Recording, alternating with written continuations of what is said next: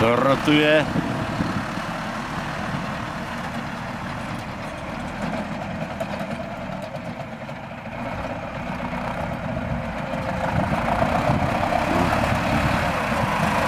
Práci to zatím dělá moc hezkou. Krásně rovně. Je to jako zahrádka. Zaboří to do toho a jede.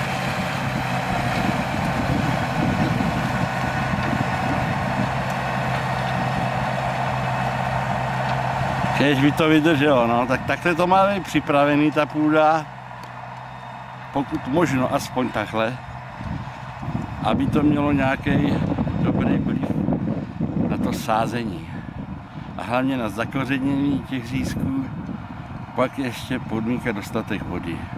Ale letos to vypadá, že jsme tady zadrželi hodně vláhy, takže to vypadá zatím velice příznivě, uvidíme.